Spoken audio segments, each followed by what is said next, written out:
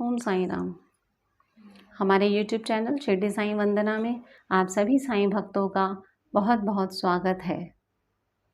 साईं बाबा जी की उदी एक ऐसा शब्द जिसे सुनते ही मन में एक आस पैदा हो जाती है कि अब सब कुछ ठीक हो जाएगा।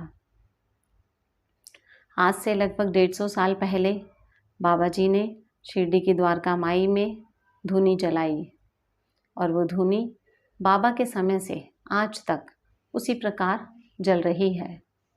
उसी धूनी की भस्म या राख उदी कहलाती है, जो कि बाबा का प्रसाद मानी जाती है और बाबा के सभी भक्तों को समान रूप से वितरित कर दी जाती है। हालांकि उदी बाबा जी के सभी भक्तों को समान रूप से वितरित की जाती है, लेकिन फिर भी उसका प्रभाव उनके भक्तों पर अलग अलग प्रकार से पड़ता है। कुछ भक्तों के लिए उदी एक संजीवनी बूटी की तरह काम करती है और उनकी बड़ी से बड़ी बीमारियों को जड़ से खत्म कर देती है। तो कुछ भक्तों के लिए उदी केवल एक राख है और कुछ भी नहीं। ऐसा अंतर क्यों है? जब उदी एक ही है तो उससे मिलने वाला प्रभाव अलग अलग क्यों है? उससे मिलने वाला लाभ अलग अलग क्यों है? ये अंतर क्यों है? इसके लिए उदी के महत्व को समझना बहुत ज़रूरी है। साईं सचित्र के अध्याय 33 के अनुसार उदी का प्रभाव भक्तों पर दो प्रकार से पड़ता है, एक भौतिक प्रभाव और एक आध्यात्मिक प्रभाव। भौतिक प्रभाव के हिसाब से जो भक्त उदी को अपने मस्तक पर ग्रहण करते हैं, पानी में मिलाकर उसे ग्रहण करते हैं, तो उदी बाबा के एक रक्षा कवच की तरह उनका साथ देती है। उनके अंदर से भय और चिंता को दूर करते हुए उन्हें सुख, स्वास्थ्य और समृद्धि की प्राप्ति कराती है। लेकिन दूसरी तरफ उदी का जो आध्यात्मिक प्रभाव है, उसकी ओर लोग ज़्यादा ध्यान नहीं देते, जबकि वो बहुत महत्वपूर्ण है। उदी के भौतिक प्रभाव से रिलेटेड आप लोगों ने बहुत से अनुभव सुने होंगे, पढ़े होंगे, देखे होंगे कि कैसे बाबा की उदी ने भक्तों की बीमारियों को दूर कर दिया। ऐसी बीमारियां जहां डॉक्टर्स, वैद्य और सब फेल हो गए, लेकिन केवल बाबा पे विश्वास करके भक्तों ने उदी को ग्रहण किया और उनकी बड़ी से बड़ी बीमारियां खत्म हो गई। लेकिन जो उदी का आध्यात्मिक प्रभाव है, उसकी ओर कोई ध्यान नहीं देता। उसी अध्याय 33 के अनुसार उदी से हमें वैराग्य की और दक्षिणा से हमें त्याग की शिक्षा मिलती है। बाबा जी शिरडी आने वाले सभी भक्तों से दक्षिणा लिया करते थे। उस दक्षिणा के रूप में बाबा को जो भी धनराशि मिलती थी, उसमें से दान करने के बाद जो शेष बचती थी, बाबा उससे लकड़ी आदि खरीद लिया करते थे और उसी से धूनी जलाया करते थे। दक्षिणा का अर्थ है त्याग।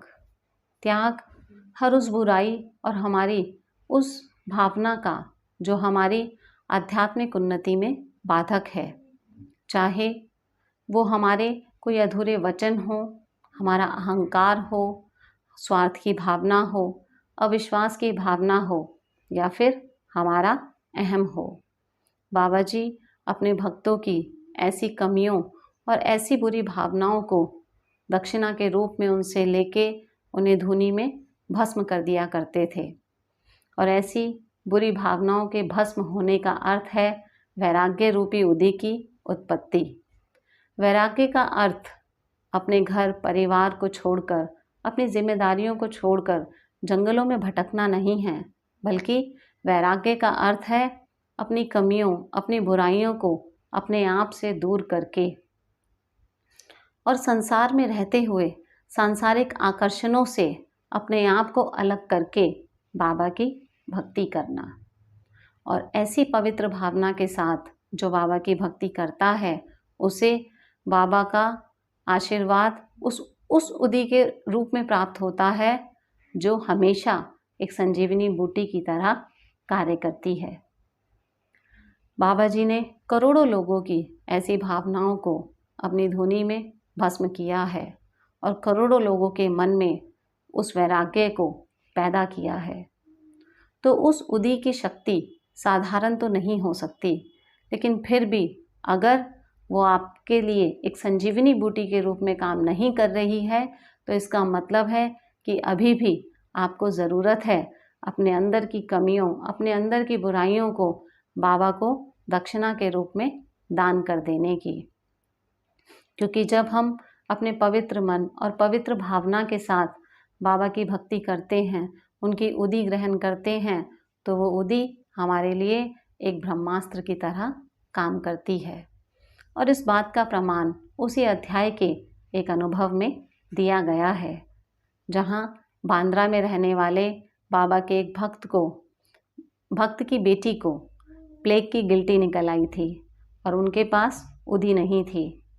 उन्होंने नाना साहेब चांदोरकर से इसके लिए मदद मांगी, लेकिन नाना साहेब चांदोरकर भी उस समय अपने घर पे नहीं थे, वो कहीं बाहर थे और उनके पास उदी नहीं थी। लेकिन फिर भी उनका भाव बाबा के लिए सच्चा था, तो उन्होंने सड़क से उठाकर धूल उस लड़की के लिए बाबा से मदद मांगी और उस धूल को अपनी पत्नी के माथे पे लगा दिया और बाबा से उस लड़की को ठीक करने के लिए कहा, उनसे प्रार्थना की। तो देखिए, उस लड़की के पास वो उदी नहीं पहुंची, उसके माथे पे ना लगी, ना उसने वो ग्रहण की, लेकिन फिर भी नाना साहेब चांदोरकर की जो भावना थी वो बाबा के लिए सत्य और पवित्र थी। इसलिए उस लड़की के पास उदी नहीं पहुंचने के बावजूद उसे उस उदी के रूप में बाबा का आशीर्वाद मिला और वो लड़की ठीक हो गई।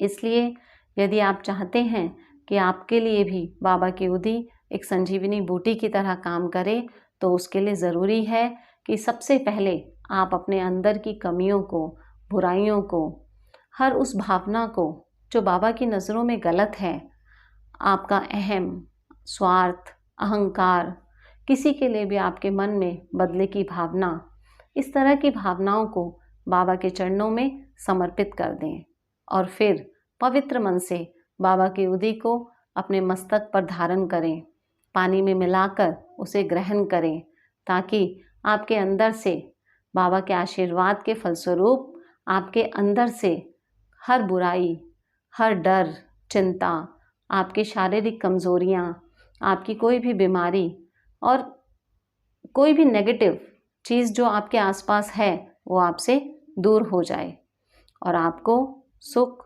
स्वास्थ्य और समृद्धि की प्राप्ति हो। अगर आपको हमारे ये विचार पसंद आए हों तो आप हमें कमेंट करके ज़रूर बताएं, क्योंकि आपका साथ ही हमारी शक्ति है। ओम साईं राम।